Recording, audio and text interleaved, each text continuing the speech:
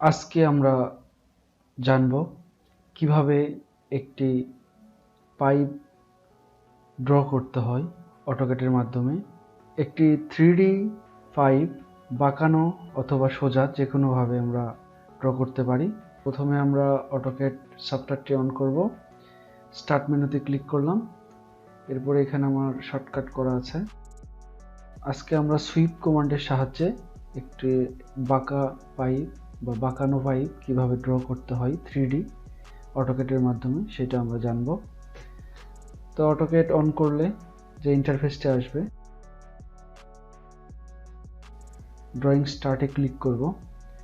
Drawing স্টার্টে click করার পরে আমাদের অটোক্যাডে একটা ওয়ার্ক পেজ দিয়ে দেবে। তো মানে এটা 3D মডেলিং মোডে আছে। তো আমরা প্রথমে এখান থেকে গ্রিডটি অফ করে দেই কাজের সুবিধার জন্য। গ্রিডটি অফ করার পরে আমরা পাইপ ড্র করার কাজটি শুরু করব।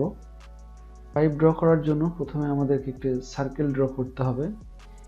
এই সার্কেলটি হবে পাইপের inside diameter.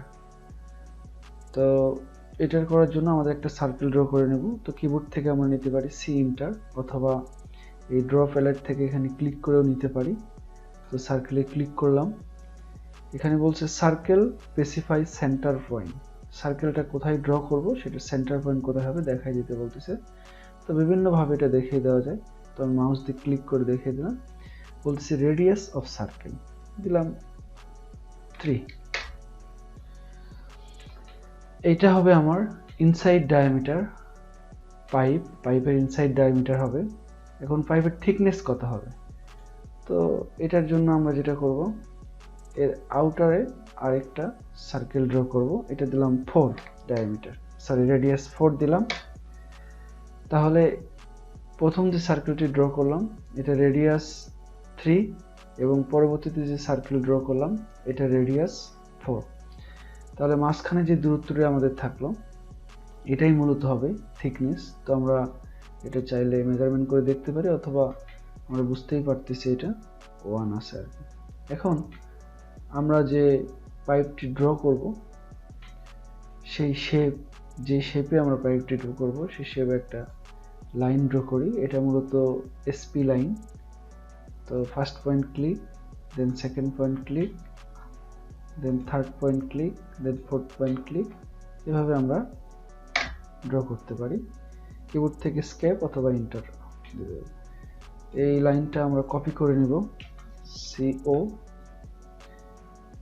Enter, select object enter, specify base point click, then যেখানে আমাদের প্রয়োজন সেখানে আমরা ক্লিক করে দেবো। এরপরে কিবোর্ড থেকে ESC স্কেপ।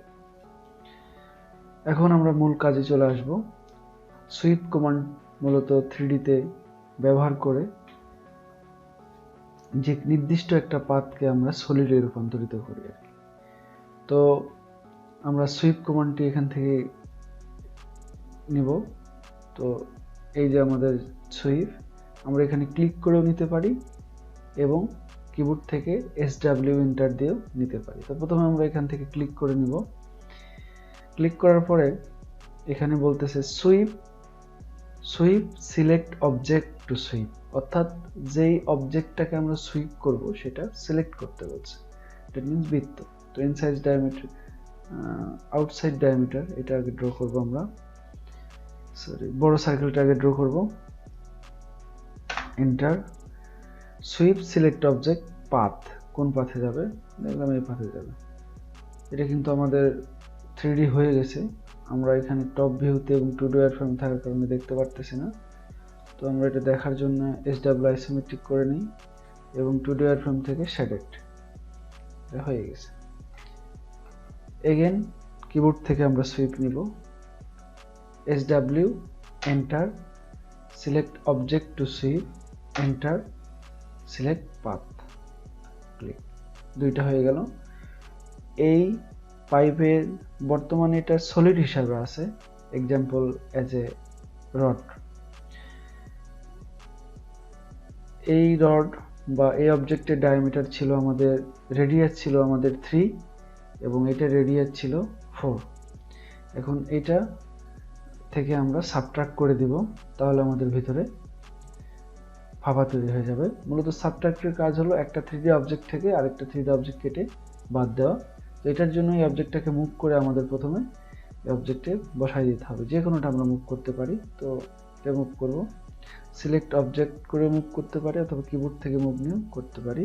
তো কিবোর্ড থেকে move M, enter, select object, enter, centre point click, then এই অবজেক্টের সেন্টার পয়েন্টে বসাই দেব। যদি সেন্টার পয়েন্ট না আসে, অবজেক্টের যে কোনো পরিধি বরাবর ঘোরাফেরা করলেই এখানে সেন্টার পয়েন্ট শো করবে, ক্লিক করে দেব। তো একটার মধ্যে আরেকটা অবজেক্ট হয়ে গেছে। এখানে দুইটা অবজেক্ট আছে কিন্তু আমরা সহজে বুঝতে পারতেছি না। বোঝার জন্য আমাদের এখানে শেডেড থেকে 2D ওয়্যারফ্রেম করে দিতে হবে, তাহলে আমরা ইজিলি দেখতে পারবো এখানে দুইটা অবজেক্ট রয়েছে। বড় সার্কেল দিয়ে যে অবজেক্টটি ড্র করেছিলাম সেটা বাহিরে রয়েছে এবং ভিতরে রয়েছে যেটা ছোট সার্কেল দিয়ে ড্র করেছিলাম। এখন আমরা সাবট্রাক্ট করব। কিভাবে সাবট্রাক্ট করতে হয়?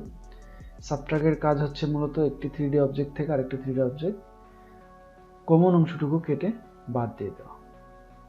তো আমরা এখান থেকে নিতে পারি সাবট্রাক্ট, সলিড সাবট্রাক্ট, অথবা আমরা কিবোর্ড থেকে এসইও এন্টার দিয়ে নিতে পারি। তো এখানে ক্লিক করলাম, সিলেক্ট অবজেক্ট সাবট্রাক্ট। কোন অবজেক্ট থেকে আমরা সাবট্রাক্ট করব, অর্থাৎ মূল অবজেক্টটাকে প্রথমে সিলেক্ট করতে হবে। অর্থাৎ বড় সার্কেল দিয়ে যে আমরা সলিড অবজেক্টটি ড্র করেছিলাম, রড, এরপরে কোনো নেক্সট কোনো কমান্ড আমাদেরকে দেয়নি। যদি কখনো নেক্সট কমান্ড না দেয়, সেক্ষেত্রে আমাদের একটা এন্টার প্রেস করতে হবে। এখন বলছে subtract select object, second object select করতে হবে, করে এন্টার দিতে হবে। তখন কিন্তু দুইটা অবজেক্ট ছিল। এখন দেখেন, আমি যদি এখানে মাউস ধরি তাহলে আমাদেরকে একটা অবজেক্ট শো করে। এখন আমি এখান থেকে রিয়েলিস্টিক করলে আমি দেখতে পারবো মাউসের চাকা, অর্থাৎ মাউসের হুইল এবং শিফট একসঙ্গে চেপে ধরলে যদি আমরা নড়াচড়া করি, তাহলে আমরা এইভাবে দেখতে পারবো যে আসলে অবজেক্টটা হয়েছে কিনা।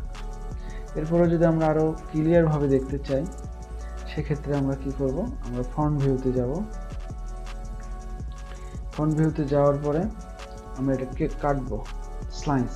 মূলত কোনো 3D অবজেক্টকে কাটার জন্য স্লাইস ব্যবহার করা হয়।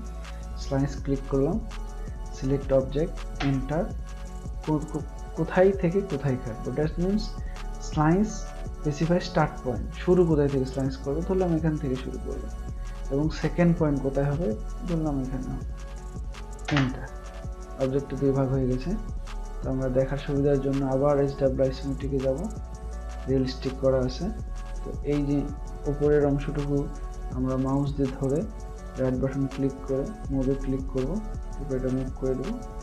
এরপরে কিবোর্ড থেকে শিফট এবং মাউসের স্ক্রল বার এভাবে আমরা দেখতে পাবো। এবং এটার থিকনেস 1।